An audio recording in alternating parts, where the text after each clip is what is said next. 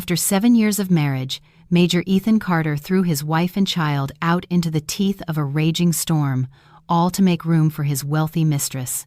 He tossed a set of divorce papers at her, his voice dripping with scorn. "A leech like you is just holding me back." But Ethan could never have imagined that the woman he had just discarded would appear the very next morning at the gates of his military base. She wasn't a beggar, but a queen stepping out of a Maybach sedan. The moment the base's commanding officer, Colonel Matthews, greeted her with a deferential bow of his head, Ethan's blood ran cold as he realized his wife's true identity. She was not Cinderella. She was Eleanor Vance, the sole heiress to the Vance dynasty, one of the most powerful and storied families on the East Coast. And the cruelest revenge wasn't a jealous tirade, but forcing the traitor to his knees in regret, realizing he had just burned a priceless treasure with his own hands. The fate of the wretched husband would make you say 2 words: well-deserved. The night rain lashed against the city, threatening to drown everything in a cold, white sheet of water. The wind howled through the window frames, rattling the glass with dry, sharp clicks. But the coldness outside was nothing compared to the glacial frost that had settled over the elegant living room of Major Ethan Carter. The air, thick with the smell of stale liquor, was suffocating with the finality of a dying marriage. Eleanor Vance sat on the edge of the sofa, clutching her 3-year-old daughter, who slept fitfully in her arms. She looked at the man before her, not with the adoring love of 7 years past, but with the utter shock of seeing a stranger wearing her husband's face. Ethan stood there, his uniform jacket discarded, leaving him in a crisp white shirt that only amplified his cruel indifference. He didn't look at her, his eyes fixed on the expensive watch on his wrist, his expression a mixture of impatience and disgust. The silence stretched taut like a fraying wire, finally snapped by his low, cutting voice.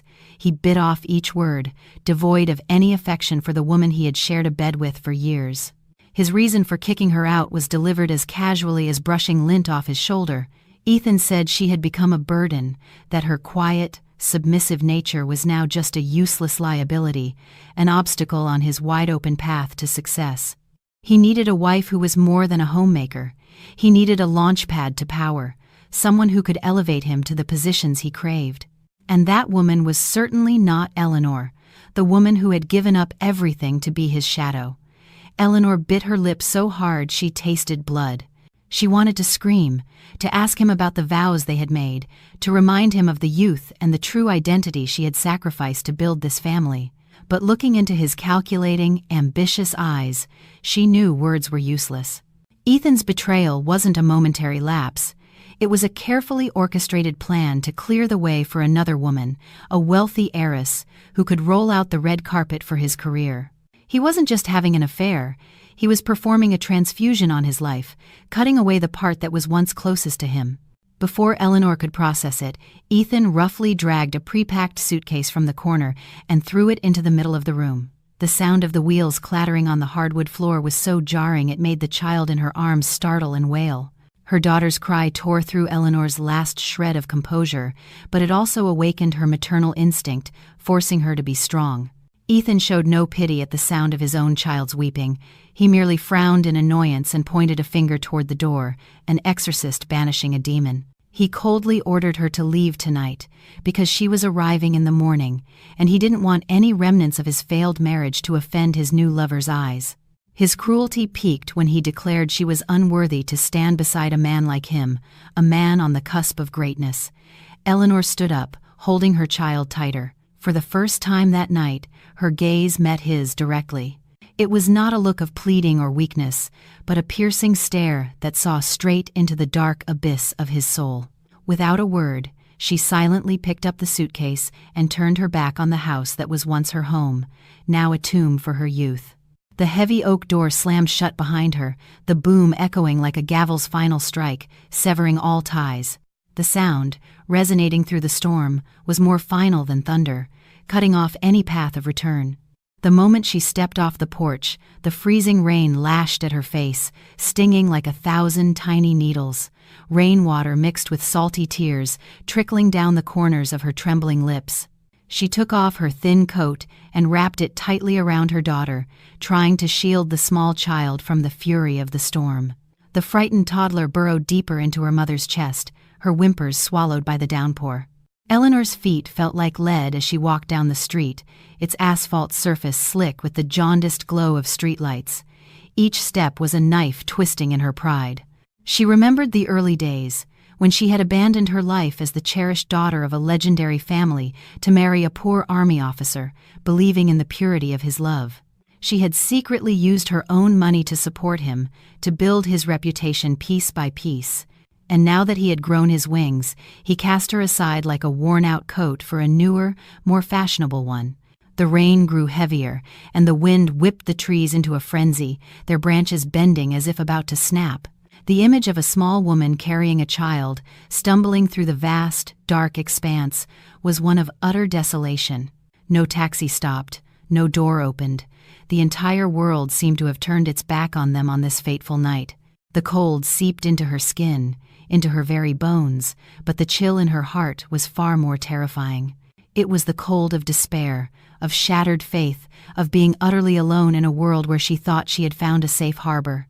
Her feet, now swollen and numb, began to falter. She walked aimlessly until she reached a vacant lot at the end of the affluent neighborhood, a dumping ground for the residents' trash.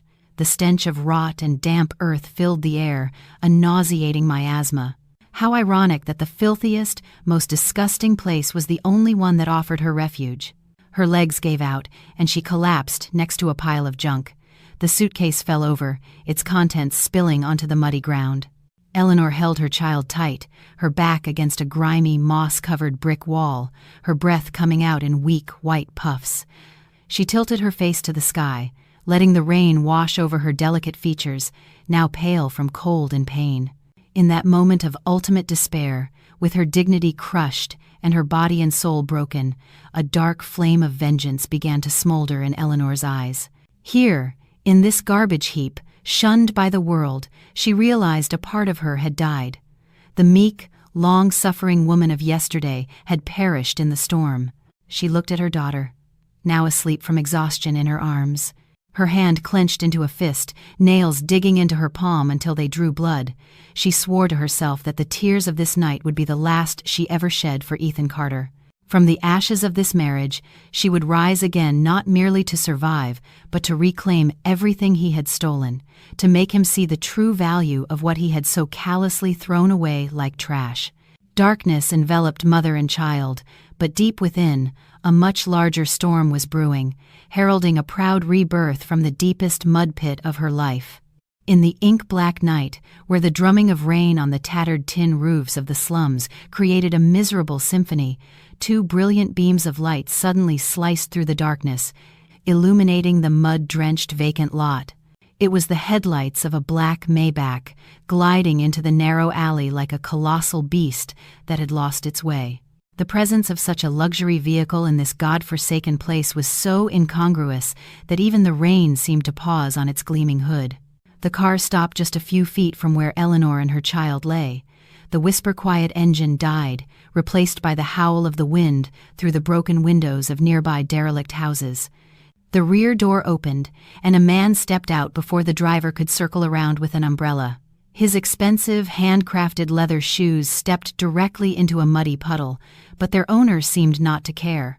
Julian Morgan stood there, his tall, imposing figure a bulwark against the wind. His custom-made charcoal gray suit bespoke the quiet authority of a corporate titan.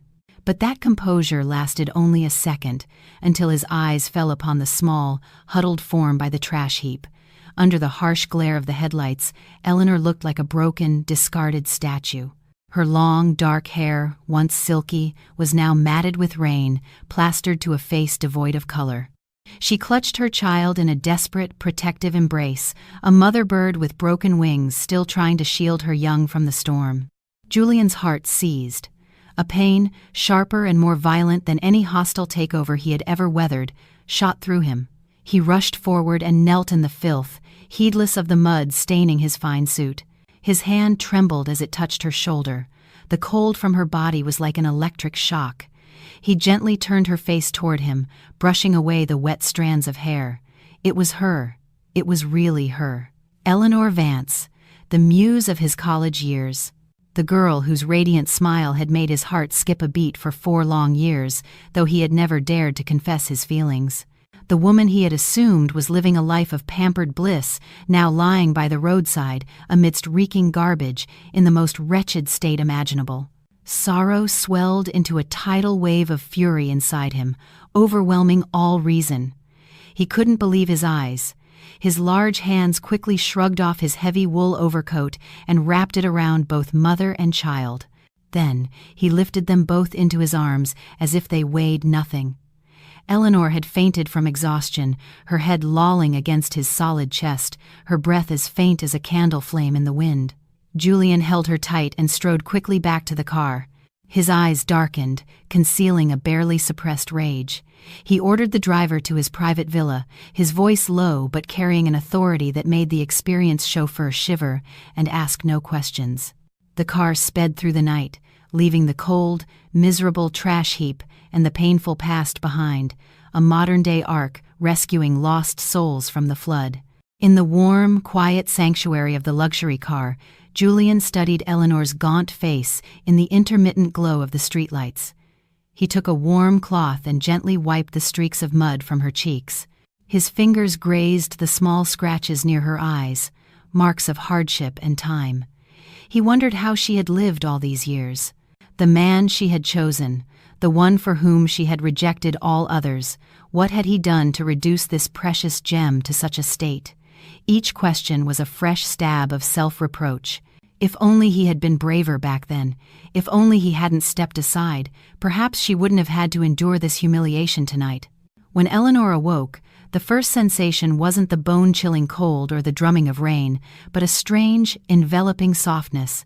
She blinked her heavy eyelids open to see a high ceiling with intricate crown molding. A soft, golden light emanated from a crystal chandelier that glittered like 1,000 tiny stars. She was in a massive bed, under a plush duvet that smelled of sunshine, a world away from the grimy mud. The room was perfectly silent, except for the gentle hum of a heater. A warm, elegant scent of sandalwood drifted through the air, erasing the foul memory of the dump. Panicked, she shot up, her first instinct to find her daughter. Seeing the little girl sleeping soundly beside her in clean, new pajamas, her heart finally dropped from her throat. Eleanor surveyed the unfamiliar room. Everything spoke of understated luxury, from the cream-colored velvet curtains to the vase of pristine white lilies of the valley on the dressing table. This wasn't a hospital, nor was it some cheap motel. The door opened softly, interrupting her chaotic thoughts. Julian entered, carrying a tray with a steaming bowl of oatmeal, its fragrant aroma of new rice and chives filling the room. He had changed out of his wet clothes into a comfortable beige turtleneck and slacks, looking more approachable and warm than his usual formidable self. The moment their eyes met, time seemed to stand still. The room suddenly felt small, crowded with the ghosts of their shared past. Eleanor was stunned. Her dry lips parted, but no words came out. She recognized him.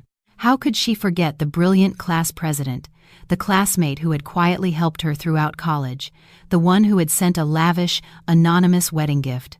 But to meet him again under these circumstances, kicked out by her husband, penniless, a complete wreck, while he was the master of this magnificent estate, shame made her want to disappear. She looked down, her hands clutching the duvet, trying to hide the trembling of her shoulders. She dreaded his pity, his scorn, the questions she had no courage to answer. But Julian didn't ask. He didn't look at her with scrutiny or cheap sympathy. He gently placed the tray on the nightstand and pulled up a chair, sitting just far enough away to not feel imposing, yet close enough for the warmth of his presence to be a comfort. He looked at her, his eyes deep and calm like an autumn lake, filled with sorrow but also with immense compassion and respect. His deep, warm voice broke the awkward silence. "You and your daughter are safe now. Don't worry about anything. Just rest. We can figure everything else out tomorrow." The short statement, with no prying questions or judgments, was like a sedative, soothing her frayed nerves. Eleanor looked up into his eyes and, in that instant, felt an inexplicable sense of trust. This man, who had appeared at her moment of deepest despair, was no coincidence. Fate had arranged for them to meet again, not at a glamorous party, but at the nadir of her pain, so he could pull her from the mire. Outside, the rain still fell, but inside this room, the storm had ceased. Julian stood up, gently tucked the blanket around her daughter, and then turned to leave, giving her privacy. His shadow stretched long across the floor, steadfast and solitary. As the door closed, Eleanor placed a hand on her chest, where her heart, though faint, was beginning to beat with renewed life. She knew this was the longest night of her life, but it was also the end of her deluded past and the beginning of a new chapter where she would no longer have to fight alone. The grand living room of the Sunrise Villa was enveloped in an almost absolute silence, a world away from the dissipating storm outside the large plate-glass windows. Julian sat across from Eleanor, a polished black mahogany coffee table between them. On it sat 2 cups of steaming lotus tea, their delicate wisps of steam intertwining before vanishing into the air. Eleanor had changed into a soft, seafoam green silk lounge set. Her once drenched hair was now dry, falling loosely over her slender shoulders. But her eyes, once as bright as the morning sun, were now hollow pits of despair and exhaustion. She sat with her hands clasped tightly in her lap, her knuckles white from the pressure, as if it were the only thing keeping her from falling apart. Julian didn't press her. He quietly refilled her teacup, his movements slow and deliberate, his gaze never leaving her haggard face. He understood that some wounds, if not lanced and allowed to drain, would fester and kill the soul from within. Finally, Eleanor's voice emerged, soft and trembling like a dry leaf crushed underfoot. She began to recount the story of a marriage she had thought was heaven, but which turned out to be a gilded hell. She spoke of the early days, when Ethan was a young, ambitious, but poor officer. She had hidden her identity as the pampered daughter of a prestigious family, content to live with him in a cramped military apartment, sweltering in the summer and freezing in the winter. She had used her private savings, secretly selling off precious family heirlooms to grease the wheels for his career, to secure him promotions that everyone else attributed to his supposed brilliance. A bitter smile twisted her lips as she told of the dinners she had cooked, waiting for him until the food grew cold, reheating it over and over, only to receive a text message saying he was busy, or worse, to smell the scent of another woman's perfume on his collar when he stumbled home at dawn. It began with simple neglect. Then he started criticizing her, calling her frumpy, complaining that she only knew her way around a kitchen and was of no use to the image of a rising star like himself. The constant criticism, like a steady drip of water, eroded her self-esteem, making a once brilliant and sharp woman believe she was truly useless. But the climax of the tragedy was not his coldness, but the arrival of the other woman. Eleanor's voice broke as she mentioned the name, Tiffany, the beloved daughter of a powerful general, a young, arrogant woman who possessed everything Ethan craved, power and connections. Eleanor recounted how she had found their text messages not flirtatious whispers, but cold, hard calculations. Ethan told his mistress he was sick of his provincial wife, that he was just looking for a good excuse to kick her out without tarnishing his reputation as a model husband. He needed Tiffany as a ladder to a higher rank, and Eleanor was the stone in his path that had to be kicked away. The truth was so brutal that Julian felt a sharp pain in his own chest. His hand unconsciously tightened on the arm of the sofa, blue veins standing out, betraying the fury raging beneath his calm exterior.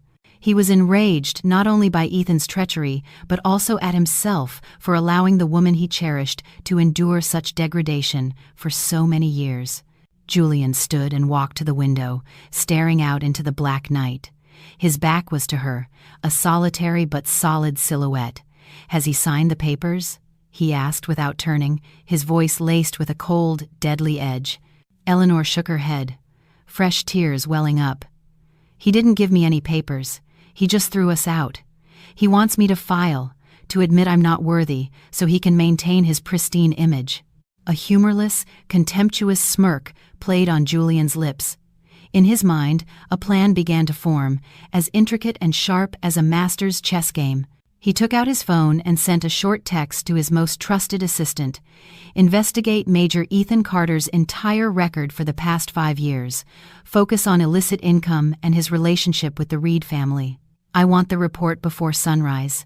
Putting the phone away, Julian turned back, his expression now gentle. He walked over and placed a hand lightly on Eleanor's shoulder. Its warmth seeped through the thin silk, a rare anchor of peace for her turbulent soul.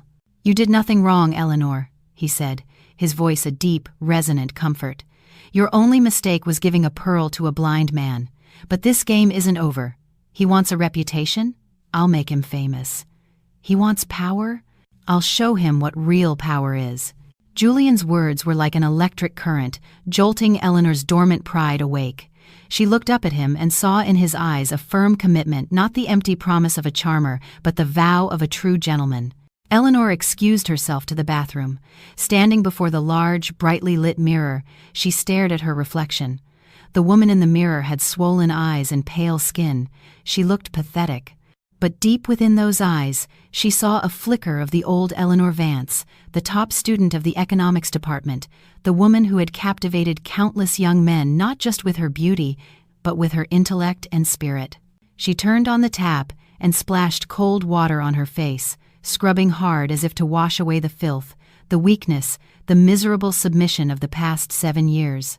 She remembered Ethan's condescending gaze, the arrogant smirk on Tiffany's face in the photos she'd seen.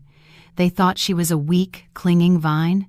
They thought that because she had no apparent family, she could be trampled on at will. They were wrong. She had been silent for too long, sacrificed too much, to the point they had forgotten that she, too, had claws, that the proud blood of a great family flowed through her veins. Eleanor lifted her head. The water droplets clinging to her lashes were no longer tears. They sparkled like sharp crystal shards. She dried her face with a towel, her movements newly decisive. Looking herself straight in the eye, she whispered, "The Eleanor of yesterday is dead. Starting tomorrow, the world will see me differently." She straightened her clothes, smoothed her hair, and walked out of the bathroom. Her steps were no longer the unsteady, trembling gait of a woman lost in the storm, but firm, light, and full of power. That night, in Julian Morgan's villa, a silent alliance was forged. The cracks in Eleanor's marriage finally shattered, not to collapse, but to let the light of truth and justice shine through, illuminating the dawn of retribution and rebirth. The morning sun after the storm seemed brighter than usual. Golden rays pierced through the leaves, drying the last of the puddles on the vast concrete grounds of the military base. The atmosphere was unusually lively, with the sound of bugles, the rhythmic stomp of boots on pavement, and the resounding call of drill commands creating a powerful martial symphony. In his private office, Major Ethan Carter stood before a mirror, adjusting the collar of his immaculate uniform, his face glowing with a barely concealed satisfaction. After expelling Eleanor and his daughter, he had slept soundly, the dreamless sleep of a man who had cast off a heavy burden. He envisioned a brilliant future. The vacant lieutenant colonel position, the backing of Tiffany's influential family, and glamorous parties free from the presence of his dowdy provincial wife. He sipped a strong coffee, its initial bitterness quickly giving way to a sweet aftertaste, much like his life now. He was sure that Eleanor, that weak woman with no money, power, or family, was probably now huddled in a bus station or some slum, weeping with regret. The thought made him smirk the smile of a victor. But his smugness was short-lived.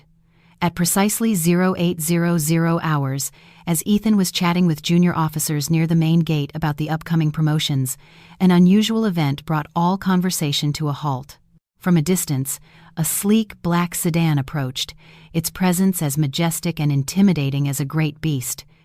It wasn't a military vehicle, nor was it the typical mid-range car driven by civil servants. It was a limited edition Maybach. Its polished paint reflected the dazzling sunlight, the proud double M logo on its hood exuding an overwhelming aura of power. The car glided silently through the gate, the low, potent growl of its V12 engine like the breathing of a dragon, before coming to a stop in the center of the parade ground, the prime spot usually reserved for the commanding general's vehicle. The entire area fell silent. Every eye, from the gate guards to the commanding officers, was fixed on this mysterious, uninvited guest. Ethan narrowed his eyes, a cold unease creeping up his spine.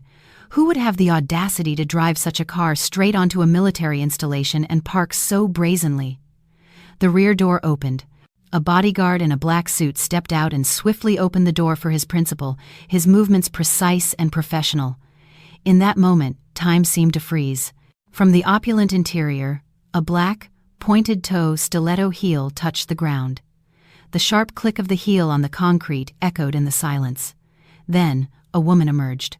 No one could believe their eyes, least of all Ethan Carter. The coffee cup in his hand nearly slipped. It was Eleanor, but not the disheveled, red-eyed Eleanor in worn-out pajamas from the night before. The woman standing before him was so radiant and alien he thought he was hallucinating. She wore a custom-made pantsuit that clung to her slender yet powerful frame, with an elegant ivory blazer draped over her shoulders, accentuating her flawless porcelain skin. Her long hair was swept up in a neat bun, revealing a proud, graceful neck. Her tear-stained eyes were now hidden behind fashionable sunglasses, but the aura she exuded was as cold and sharp as a newly drawn sword. Beside her, Julian Morgan emerged from the other side, the picture of a powerful, composed magnate. He said nothing, merely standing close to Eleanor, a steadfast fortress protecting his queen. Their combined presence created a dazzling halo that completely overshadowed the stern military environment. Whispers erupted like a disturbed hornet's nest. "Isn't that Major Carter's wife? Why does she look so different? Who is that man with her? He looks familiar. I think he's Julian Morgan, the CEO of Morgan Industries. That's no stay-at-home mom like Carter always complained about." The gossip was like needles in Ethan's ears. He was frozen to the spot, a cold sweat breaking out on his forehead. 1,000 questions swirled in his mind. Why was she here? Where did she get that car, those clothes? What was she doing with that man? Was this revenge? An attempt to humiliate him? Rage flared, clouding his judgment. He was about to storm over, to use his authority as a husband and an officer to berate her, to throw this shameless woman out. But before he could move, another sight nailed his feet to the ground.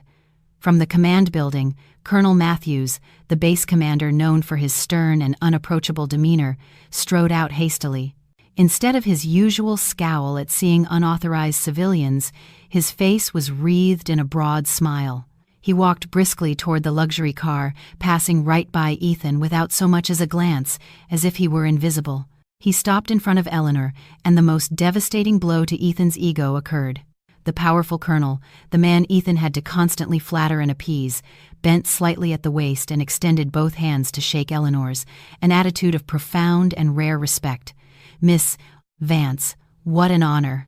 It's been too long since you visited. Is your father doing well?" Colonel Matthews' voice was loud enough for Ethan and the other officers to hear every word clearly. Eleanor removed her sunglasses. Her calm, dark eyes swept over the crowd before landing on Ethan's face, now drained of all color. She smiled a soft, civil smile, but her eyes were ice. "Thank you for your concern, Colonel," she replied, her voice clear and confident, carrying the undertones of someone in a superior position. "My father mentions you often. I was in the area for a business matter with Mr. Morgan and thought I'd stop by with a small gift, and also to take care of some personal business." The words personal business were spoken softly but landed on Ethan's head with the weight of 1,000 pounds. Julian then stepped forward to shake the colonel's hand. The two powerful men exchanged pleasantries, but Julian's eyes occasionally flicked toward Ethan, full of unspoken meaning, the look of a lion observing a sewer rat. Ethan stood there, feeling as if he'd been stripped naked in public. He, a major who took such pride in his rank, was suddenly small and pathetic before the aura of the wife he'd scorned. He was stunned to see Colonel Matthews, the man he fawned over daily, being so deferential to his wife. Who was the father the colonel mentioned? What was Eleanor's background that it commanded such respect from his superior? Fragments of the past rushed back. Eleanor's silence when he boasted, her never complaining about money, her occasional sharp insights into politics, which he'd dismissed with, "What do women know?" It wasn't that she knew nothing. It was that she was above his petty games. She had hidden her phoenix wings to play the part of a docile sparrow in the small cage he had built. Eleanor turned to look at him. The distance between them was only a few yards, but it felt like a universe. He saw no hatred or pain in her eyes, only a chilling indifference. She looked at him as if he were a stranger, a speck of dust. That gaze was the most painful slap, more potent than any curse. It stripped him of all the value and arrogance he had so carefully constructed. He wanted to call out her name, but his throat was tight with a bitter lump. He realized the woman standing there, beside the supercar and the powerful men, was no longer his wife. She belonged to a world that his greed and petty schemes could never touch. Eleanor turned and followed Colonel Matthews and Julian into the VIP reception hall. Her straight, proud back was seared into Ethan's retina. The clicking of her heels hammered the rhythm of his downfall into his mind. He was left standing alone under the sun, surrounded by the speculative, mocking stares of his colleagues. For the first time in his life, Ethan felt fear, not the fear of losing his position, but the fear of a man who has just realized he has kicked a hornet's nest, and the fire was about to consume the very ground he stood on. For Ethan, this bright morning was the beginning of a long, dark night. The VIP room of the tea house, tucked away in a quiet alley, was so silent you could hear the soft whistle of boiling water and the rustle of bamboo leaves outside the window. For Ethan Carter, however, this tranquility was the prelude to a death sentence. He sat across from Eleanor, the exquisitely carved mahogany chair feeling as if it were lined with thorns. In stark contrast to his agitation, Eleanor sat with her back ramrod straight, her slender hands gracefully preparing the tea, each movement a work of art. Placing a fragrant cup of green tea before Ethan, she said nothing, merely nodding toward the man in the black suit beside her. It was Mr. Davis, a shark in the city's legal circles, known for financially ruining his opponents. More importantly, he was on retainer for Morgan Industries. Mr. Davis slid a thick file across the table. The sound of the stiff paper scraping against the wood was like a knife against Ethan's frayed nerves. Ethan's hand trembled as he opened the file. The more he read, the paler his face became. This wasn't a simple, amicable divorce settlement. This was an indictment. Page after page detailed the assets they had accumulated over 7 years. Terrifyingly, the secret funds he had used to buy gifts for Tiffany, the murky transfers to secure his promotion, even the luxury condo he had secretly bought in his name for his love nest, it was all there, documented down to the last dollar and transaction date. "Did you think you held all the cards, Ethan?" Eleanor's voice, soft but icy, cut through his chaotic thoughts. "You seem to forget who managed this family's finances for 7 years. You forget where the seed money for your side businesses came from." Ethan was speechless. He had been too arrogant, thinking Eleanor was just a clueless housewife. He never imagined she had been quietly gathering evidence. But what made a cold sweat break out on his back wasn't just the division of assets. The final pages contained proof of his violation of military regulations, abuse of his position, and illicit relationships that damaged the unit's reputation. If this file were sent to his superiors or leaked to the press, his career, let alone his dreams of promotion, would vanish in an instant. What do you want?" Ethan hissed, his hand crushing the file. He wanted to tear it to shreds, but he knew this was just a copy. "Full custody of our daughter, the house as compensation for emotional damages.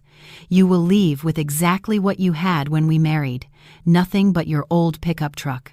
Eleanor's terms were swift and non-negotiable. Ethan laughed, a bitter, twisted sound. He started to stand, to use his old bullying tactics, but the sharp glare from Mr. Davis and the sight of a bodyguard outside the door made him freeze.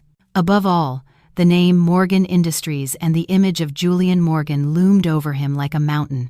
He was facing a power he could not challenge. Eleanor wasn't screaming or making a scene. She was using the law, evidence, and soft power to slowly tighten a noose around his neck. Leaving the tea house, Ethan drove in a panic. He needed an anchor, a life raft. The only one he could think of was Tiffany. He sped to her apartment, hoping for comfort, or at least a promise to have her father intervene. But reality is often cruel. As he walked in, before he could even speak, Tiffany hurled a designer handbag at him. The socialite was furious about the rumors swirling among the elite. "What the hell did you do to have people saying you're about to be court-martialed? My father just called and tore me to shreds for associating with a man with a stained record." Tiffany shrieked, her pretty face contorted with rage. She didn't care about his fear or exhaustion, only her own reputation. Ethan stood frozen. He looked at the woman he had worshipped, the one he considered his launch pad. It turned out that without the promising officer label, he was just an inconvenience. He tried to explain, to plead with her to speak to her father, but all he received was a look of disgust and a threat to break up if he didn't clean up his mess. He was trapped. Returning to his office late that afternoon, the atmosphere on the base was thick with tension. The looks from his colleagues were no longer admiring, but speculative and filled with whispers. The phone on his desk rang shrilly. It was the administration office, coldly informing him that several projects under his command were being suspended pending an investigation. He dropped the receiver, slumping into his chair. So, Julian had made his move. The man didn't need to appear or raise his voice. A single gesture was enough to slam every door of opportunity in Ethan's face. He looked out the window at the graying dusk and remembered Eleanor's calm, superior demeanor that morning. He remembered the hot meals she used to cook, the nights she stayed up with their sick child so he could rest. He had shattered his own life for a fleeting illusion. Now, as the illusion faded, he felt the profound chill of being utterly alone. Meanwhile, at the Sunrise Villa, Eleanor was helping her daughter with her homework. The room was warm, filled with the child's cheerful laughter. Julian sat nearby, swirling a glass of red wine, watching them with boundless affection. He had just received a text from the lawyer. Ethan was showing signs of panic and making mistakes. He smiled. He didn't need to fight. He just needed to hand Eleanor the sword of justice and let her sever the ties to her past. In this game of wits, Ethan never stood a chance. He fought for greed. She fought for her life and her honor. And most importantly, Eleanor was no longer alone. The lawyer's office was suffocatingly tense. Ethan Carter sat there, his hands clenched, knuckles white, his eyes shot with the red veins of sleeplessness and rage. Though cornered by irrefutable evidence, a final delusion persisted in his ambitious mind, that underneath it all, Eleanor was still the weak, rootless woman he had sheltered for 7 years. He looked at her, so unnervingly calm, and let out a sarcastic barb, a last-ditch effort to reclaim his masculine pride. "You think latching onto that billionaire makes you someone? Eleanor, don't forget you're an orphan. The very roof over your head was because of my hard work. Without me, what are you? A doll, on Julian Morgan's display shelf." Eleanor didn't reply immediately. She set her teacup down, the crisp sound of porcelain on glass echoing in the room. Her gaze, no longer that of a submissive wife, was as deep and vast as an ocean before a hurricane. A faint, tragic smile touched her lips. She gestured for the lawyer to leave them. It was time to lower the final curtain. "You constantly called me poor, a burden holding you back," she began, her quiet voice resonating with a strange power. "But Ethan, did you ever wonder where the capital for your first side project 7 years ago came from? Did you ever ask why a young officer with no connections like you kept getting favored with investments from major corporations?" Ethan frowned, confusion creeping into his mind. That was my talent, my networking." Eleanor laughed, a sound laced with sorrow. From her purse, she produced an old, leather-bound passbook and tossed it on the table. It fell open, revealing transaction records from 7 years prior. Ethan picked it up. His eyes widened as he saw the name on the source account, Eleanor Vance, beneficiary of the Vance Family Trust. The name Vance struck Ethan like a lightning bolt. In the upper echelons of society and business, everyone knew of the Vance family of New England, a discreet, blue-blooded dynasty that controlled vast, unseen economic arteries. And Eleanor, the orphan wife he had so often belittled, was their sole, cherished daughter, the crown jewel of the entire clan. "I wasn't Cinderella waiting for a prince, Ethan," Eleanor said, her voice trembling not with fear, but with the pain of the past. "I was a phoenix. But because I loved you, I broke my own wings and wore the feathers of a common sparrow to fit into the small cage you called home." The past flooded back. She spoke of defying her parents, giving up a life of luxury to follow a poor army officer. She remembered secretly selling heirlooms worth a fortune just to put better food on the table or to anonymously pay her mother-in-law's medical bills under the guise of Ethan's bonus. She remembered shivering through cold winters in a worn sweater when her bank account could have bought the entire street. She hid her identity not to deceive, but to protect his fragile ego. But her great, silent sacrifice had become the knife that stabbed her in the heart. "You looked down on me for having no family, so you ran to Tiffany, the daughter of some nouveau riche general." Eleanor stared at him, her gaze sharp as a razor. "Did you know that the real estate project Tiffany helped you secure was ultimately approved by my uncle's corporation? And the funniest part?" She paused, packing all her contempt into the next sentence. "The money you embezzled from our family funds to buy a house and car for your mistress. Did you think you earned that? No, Ethan. That was money I secretly deposited every month from my own trust fund dividends. You used your wife's money to support your mistress, and then you had the audacity to call your wife a leech." The truth, raw and devastating, was laid bare. Ethan was frozen. The passbook fell from his trembling hands. The floor seemed to crumble beneath him. What had he done? He had thrown away a flawless diamond to pick up a gaudy roadside pebble. He had scorned the woman who could have given him an empire for a fling, who offered only petty, short-term gains. His own stupidity and greed had made him the greatest fool in the tragedy of his own life. "You have eyes, but you are blind," Eleanor whispered, a single tear she had held back for so long, finally tracing a path down her cheek. It was a tear to bid farewell to a foolish past. "I used to believe that with enough sincerity, even a stone could be made to blossom. But I forgot that some people are fundamentally mud, and you can never build a castle on a swamp." Ethan wanted to fall to his knees, to beg, to scream that he was wrong, but his throat was paralyzed. He looked at Eleanor, now radiating a noble, unattainable grace. He realized the gap between them was never about money, but about character. She had humbled herself to love him, and he had trampled on that dignity. Now that the phoenix had awakened and soared, he was just a pile of ashes left on the ground. Eleanor stood, her posture regal and inviolable. She walked past him without a backward glance, as if stepping over a piece of wreckage from her memory. Outside, Julian was waiting. He hadn't heard the conversation, but seeing Ethan's ashen face through the glass, he knew Eleanor had claimed her justice.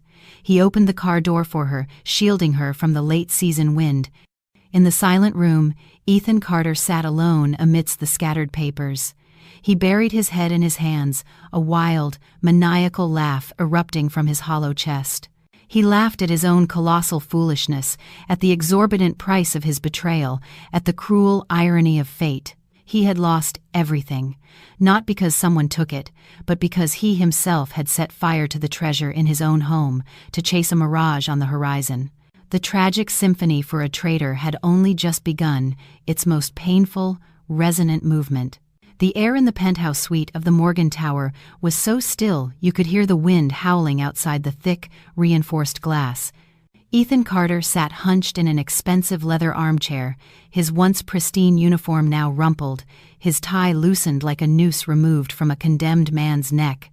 Opposite him, Eleanor sat with the serene composure of an undisturbed lake, dressed in a simple black velvet dress, a string of white pearls, her mother's only legacy, at her throat. Beside her, Julian Morgan swirled a glass of blood-red wine, his silent, towering presence pressing down on Ethan, making it hard to breathe. "Eleanor," Ethan began, his voice hoarse and broken, trying to feign the tone of the model husband he once pretended to be. "I know you're angry, and I know I was wrong, but think about our daughter, about Lily.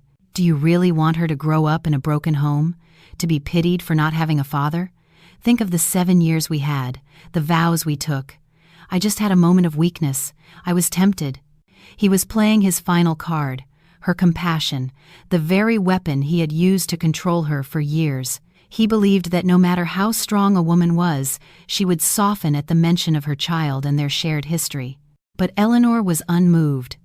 A faint, cold smile touched her lips.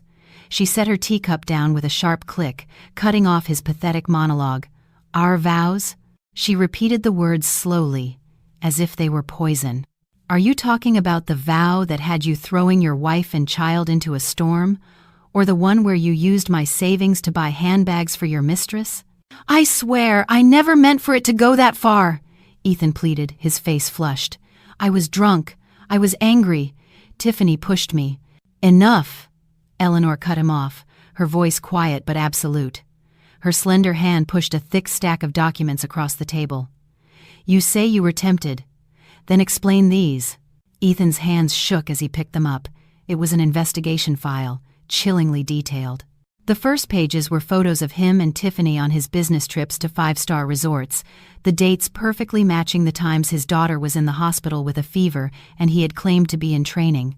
But the next pages were the fatal blow: bank records of illegal kickbacks, falsified invoices he had signed to embezzle funds from his unit, and worst of all, proof that he had secretly transferred ownership of their condo, the only major asset in his name, to Tiffany. His mask of the honorable officer, the devoted husband, shattered completely. You didn't just betray our marriage, Ethan. Julian spoke for the first time, his voice calm, but his words sharp as a scalpel. You betrayed your oath as a soldier. With this level of embezzlement, if this goes to the military prosecutor, how many years do you think you'll get? 10? 20? Life? The file slipped from Ethan's grasp. He collapsed to his knees on the cold marble floor, his arrogance replaced by pure, primal fear. Eleanor, you're trying to destroy me, to kill me, he whimpered. We were married. How can you send me to prison? Do you want our daughter to have a criminal for a father?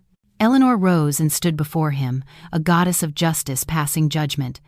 I'm not destroying you, Ethan. Your own greed and depravity destroyed you, she said, her voice like ice. You ask if I have a heart? When you threw our daughter's clothes into the rain, did you have a heart? My daughter would rather have no father than a hypocrite who uses betrayal as a stepping stone. She took a deep breath. I'm giving you two choices. 1. You sign the divorce papers, relinquish all parental rights, and voluntarily resign from the army before this breaks. 2. We meet in a military court, and you will lose not only your wife and child, but your freedom as well. Ethan looked at Julian, then back at Eleanor, who held his life in her hands. He knew he had lost. His trembling hand picked up the pen and signed the divorce papers, signing away his life as he knew it. As Eleanor took the signed document, she felt not triumph, but a hollow relief. She turned and walked away, never looking back at the man who was now sobbing, a child stripped of his favorite toy. Julian paused by Ethan. Congratulations on your freedom to pursue your ambitions, he said, his voice laced with contempt. But remember, a lamp that burns on someone else's oil will eventually extinguish itself in darkness. The door closed, sealing Ethan Carter in the cold room with his desolation. Outside, the sky was clearing, a sign of a new beginning for the woman who had just walked out of the darkest chapter of her life. The disciplinary verdict was read with the finality of a hammer striking a coffin nail: stripped of rank, dishonorably discharged, forced resignation. Ethan Carter stood numbly as he removed his uniform for the last time. The heavy iron gate of the base screeched shut behind him, forever separating him from the world he had sacrificed everything to conquer. In a final, desperate act, he went to Tiffany. The door was opened, not with a warm embrace, but with a suitcase containing his belongings thrown at his feet. "What are you doing here? Trying to drag me down with you?" She sneered, her voice dripping with venom. "I needed a man with power, not a disgraced criminal drowning in debt. You're useless to me now. Get lost." The door slammed in his face. He had traded his wife for this, and now he was being discarded in the exact same way. The irony was devastating. Aimless, he found himself back at his old house. It now belonged to Eleanor. He saw a familiar car pull up. Eleanor got out, along with Julian and his daughter Lily. Upon seeing her father, the little girl flinched and hid behind Julian. The sight was a dagger to Ethan's heart. In his own daughter's eyes, he was now a monster. Eleanor approached him, her gaze filled not with hate, but with a vast, weary pity for a pathetic failure. "I've had your personal things packed," she said, her voice neutral. "They're by the side of the house. Please leave the key on the table. For Lily's sake, don't show your face here again. Let her have some good memories of the father you used to be." He stumbled away with his meager belongings, a few old uniforms, some books, and a wedding photo with cracked glass. He had once had it all: a loving family, a devoted wife, a beautiful child, and a promising career. His greed had burned it all to the ground. He looked back one last time. Eleanor was standing under the setting sun, bathed in a warm glow he could never again touch. She was looking toward the house, where Julian and Lily were waiting. The happy family that should have been his now belonged to the man who knew the value of the jewel he had thrown away. "Take care," Eleanor murmured to the wind, a farewell to a ghost of the past. Ethan Carter walked away, his long shadow twisted and lonely on the pavement. The gate closed behind him, this time forever. His sentence wasn't prison. It was a life of regret, forced to watch the happiness he once owned blossom in another's hands. That was the most brutal life sentence of all. 2 years passed. In the penthouse office of the Green Sprout Foundation, Eleanor Vance looked out over the city. She was no longer the timid housewife, nor the vengeful woman from the divorce. She was poised, elegant, and at peace, having found healing by dedicating her life and family's resources to helping thousands. The door opened and Julian walked in, placing a pot of white orchids on her desk. His gaze was filled with gentle pride. "It's time to pick up Lily," he said, his warm voice a familiar comfort. They drove to the international school, their comfortable silence a testament to an understanding built through hardship. Lily ran out, cheering Uncle Julian, and leaped into his arms, chattering about her day. He swung her up, his love for the child evident in his eyes. The picture of their new family was seamless and filled with genuine joy. That evening, they sat on the porch of Eleanor's new home, a house she had bought with her own money. A gentle autumn rain began to fall, soft and quiet, unlike the violent storm of 2 years ago. The memory of that night still sent a faint chill through her, but it was now a distant scar, not a bleeding wound. A warm hand covered hers. It was Julian's. He knew what the rain reminded her of, and he was there to ensure she would never be cold again. "Eleanor," he began, his voice sincere, "I waited for you in college. I waited for you through a difficult marriage. I've waited for you to heal. Waiting for you has never been a burden, because I always knew you were my destination." Tears welled in Eleanor's eyes. This man had pulled her from the abyss, patiently rebuilding her shattered faith. He didn't make grand promises. He simply stood by her, a steadfast shield against the storms. "I thought I could never trust in love again," she confessed. "But you taught me that love isn't about possession. It's about the peace you feel when you're together." He squeezed her hand. "The past is over. The people who didn't deserve you are gone. Now, it's just you, me, and our future. I can't promise a life without storms, but I promise this hand will never let go." There was no grand proposal, no diamond ring. There were only two souls, finding each other after a long and painful journey. Eleanor smiled, her first truly, completely happy smile in years, and rested her head on his shoulder. Outside, the rain fell. No longer a lament but a gentle love song, washing away the last of the old dust and leaving a clear sky for tomorrow. They sat hand in hand, watching the rain, their silent presence the perfect answer to all of life's questions. Their love was not a fiery passion, but a deep-rooted, resilient tree, stronger for having weathered the storm. The story of Eleanor's rebirth was complete, a testament to the fact that after the rain, the sun will always shine, and somewhere, a heart worthy of yours is waiting to offer healing and love.